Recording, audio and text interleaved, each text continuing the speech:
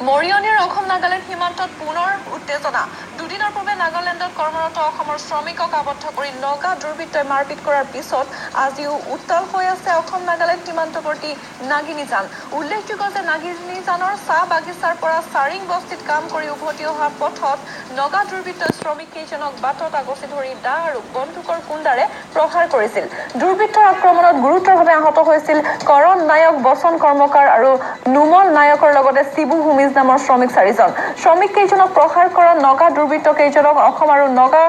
আৰক্ষীয়ে কৰায়ত্ব নকৰাৰ অভিযোগ উত্থাপন কৰি আজি উত্তপ্ত হৈ পৰিছে নাগিনীজান চাহ বাগিচা আৰু বাগিচাৰ ক্ষোভিত শ্ৰমিকসকলে অসম আৰু নাগালেণ্ডৰ মাজৰ যোগাযোগ পথ বন্ধ কৰি পথটোৰ নগা লোকৰ যাতায়াত সম্পূৰ্ণৰূপে বন্ধ কৰি দিছে নাগিনীজানৰ শ্ৰমিকসকলেও ঘটনাৰ পিছৰ পৰাই নাগালেণ্ডৰ বস্তিত কাম কৰিবলৈ যোৱাৰ পৰা বিৰত আছে আনহাতে নগা দুৰ্বৃত্তক শীঘ্ৰে আৰক্ষীয়ে কৰায়ত্ব কৰিব নোৱাৰিলে আদিবাসী ছাত্ৰ সন্থাই তীব্ৰ প্ৰতিবাদ সাব্যস্ত কৰিব বুলিও হুংকাৰ দিছে আৰু এই সম্পৰ্কত জ্যোতিপ্ৰসাদ গগৈৰ এক প্ৰতিবেদন আগবঢ়াইছো অসম নাগালেণ্ড সীমান্তৱৰ্তী নাগিনীজান অঞ্চলত আৰু এই নাগিনীজান অঞ্চলত এক আতংকময় পৰিৱেশে বিৰাজ কৰি আছে বৰ্তমান অসম নাগালেণ্ড সীমান্তৱৰ্তী অঞ্চলত এটা বৰ্তমান উত্তেজনাৰ সৃষ্টি হৈছে কাৰণ যিহেতু আচলতে 24 ঘণ্টাৰ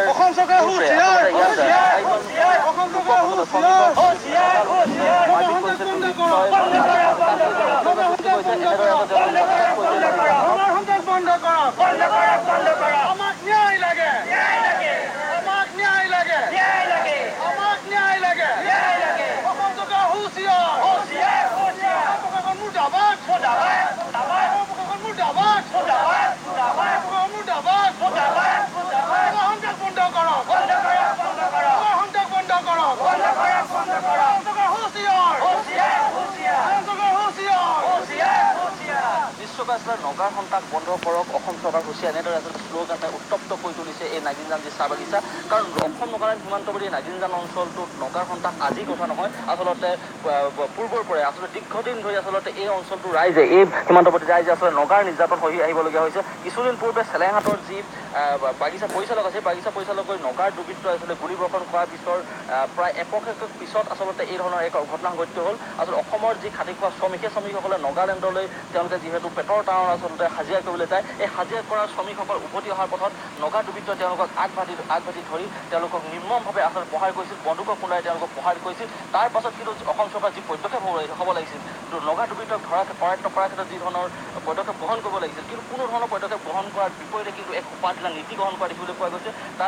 তাৰ ফলত আচলতে এই যি জনসাধাৰণ আছে অসমৰ জনসাধাৰণ আচলতে উত্তেজিত হৈ পৰিছে ক্ষোভিত হৈ পৰিছে আৰু ইয়াৰ প্ৰতিফলন দেখিবলৈ পোৱা গৈছে নাগিনীজান চাহ বাগিচা এই বাগিচাখনৰ যি শ্ৰমিক আছে শ্ৰমিকসকলে যিহেতু কৰ্ম প্ৰৱৰ্তন বিৰত আছে আৰু এই যিটো পথ দেখিছে মোৰ কেমেৰা পাৰ্চনত দেখুৱাই যি পথ এই পথ দেখাইছে এই পথটোৱে নগালেণ্ডৰ যি চাৰিং বস্তি আছে নাগিনীজান আৰু চাৰিং বস্তিৰ সংযোগী এই পথ আৰু এই পথটোৱে নগালেণ্ডৰ লোকসকলে ইয়াৰ পৰা তেওঁলোক বিভিন্ন ঠাইলৈ যায় অসমৰ ইয়াৰ শ্ৰমিকসকলো নগালেণ্ডলৈ যায় কিন্তু এই পথটো বৰ্তমান এই শ্ৰমিকসকল এই যিসকল স্থানীয় যি ক্ষোভিত ৰাইজ আছে ৰাইজ বন্ধ কৰি দিছে বৰ্তমান ইয়াত নগালেণ্ডৰ কোনো গাড়ী চলাচল কৰিবলৈ দিয়া নাই যাৰ ফলত আচলতে ক'ব লাগিব যে এই ৰাস্তাটো বৰ্তমান বন্ধ হৈ আছে বুলি ক'ব লাগিব আৰু এই শ্ৰমিকসকল বৰ্তমান এই যিসকল নাগিনীজান চাহ বাগিচাৰ যি লোক আছে সেই লোকসকল বৰ্তমান ক্ষোভিত হৈ আচলতে ইয়াত অৱস্থান কৰা দেখিবলৈ পোৱা গৈছে তাৰ বিপৰীতে কিন্তু অসম চৰকাৰ যি আচলতে নীতি থাকিব লাগিছিল নগাৰ দুৰ্বৃত্ত কৰায়ত্ব কৰাৰ ক্ষেত্ৰত যি ধৰণৰ আচলতে পদক্ষেপ গ্ৰহণ কৰিব লাগিছিল সেই কোনো ধৰণৰ পদক্ষেপ গ্ৰহণ কৰা নাই মই ইয়াৰ কাষৰী কিছু লোক আছে মই জানিবৰ কাৰণে চেষ্টা কৰিম কি ক'ব আচলতে এই মুহূৰ্তত নগাৰ যি সন্ত্ৰাসৰ বিপৰীতে অসম চৰকাৰৰ উপাধিলা নীতি দেখিবলৈ পোৱা গৈছে কি ক'ব আমি দেখিবলৈ পাইছোঁ অসম চৰকাৰৰ মানে প্ৰশাসনীয় বিভাগটো একেবাৰে উপাধিলা তেওঁলোকে মানে কোনো কাৰণতে মানে নগাৰ যিগৰাকী দোষী তেওঁলোকে আজিলৈকে কৰায়ত্ব কৰিব পৰা নাই আচলতে অসম চৰকাৰক আমি তীব্ৰ প্ৰতিবাদ জনাইছোঁ অসম চৰকাৰৰ যি অসম প্ৰশাসনক আমি তীব্ৰ প্ৰতিবাদ জনাইছোঁ তেওঁলোকে প্ৰকৃততে যদি অসমৰ দুই ৰাজ্যৰ মাজত শান্তি স্থাপন কৰিব বিচাৰিছে তেনেকুৱা এই দুৰ্বৃত্তসকলক আচলতে কৰায়ত্ব কৰিব লাগে তেতিয়াহে আমি গম পাম আচলতে অসম চৰকাৰে বা নাগালেণ্ড চৰকাৰে যে আমাৰ দুইখন ৰাজ্যৰ মাজত শান্তি বিচাৰিছে আমি দেখিবলৈ পাইছোঁ সঞ্জয় ভূমিজক হত্যা কৰা হ'ল ৰঞ্জিত নায়কক মাৰপিট কৰা হৈছে অতুল কৰ্মীক মাৰপিট কৰা হৈছে কিন্তু ইয়াত দেখিবলৈ পাইছোঁ কোনো এজন নগা দোষীক আজিলৈকে কৰায়ত্ব কৰিব পৰা নাই সেয়ে আমি আদিবাসী ছাত্ৰ সন্থাই তীব্ৰ গৰিহণা দিছোঁ আৰু আদিবাসী ছাত্ৰ সন্থাই অতি শীঘ্ৰে যদি এনেকুৱা কাৰ্য যদি নাগা দুৰ্বৃত্ত কৰিয়ে থাকে তেতিয়াহ'লে আমি অতি শীঘ্ৰে মানে জংগী আন্দোলন কাৰ্যসূচী ল'বলৈ আমি বাধ্য কৰিম। নিশ্চয়কৈ আচলতে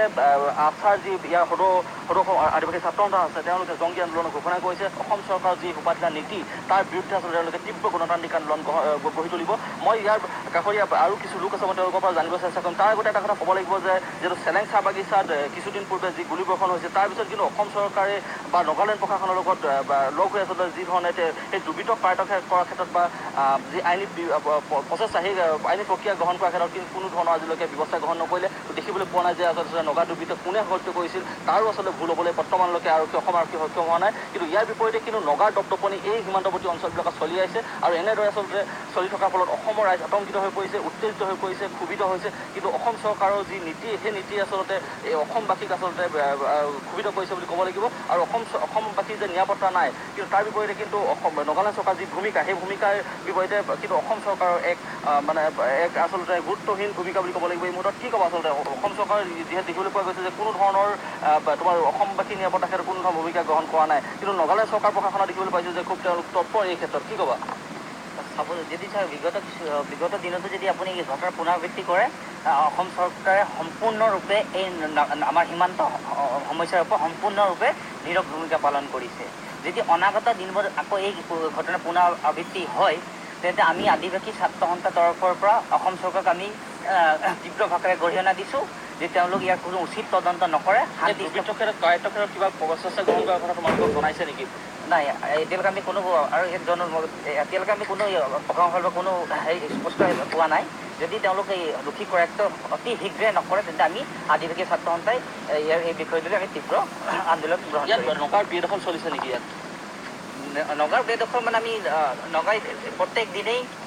মানে আমাৰ অসমৰ মাটিক হস্তান্তৰ কৰি আছে। এতিয়া কোনো নতুন এই কথা সম্পূৰ্ণভাৱে প্ৰশাসন অসম চৰকাৰ অৱগত, কিন্তু তথাপিও ইয়াত কোনো অসম চৰকাৰে কোনো পদক্ষেপ এতিয়ালৈকে পালন কৰা নাই। ইয়াত এটা বিয়পি বনাইছে সেই বিয়পিটোৱে তেজপুৰৰ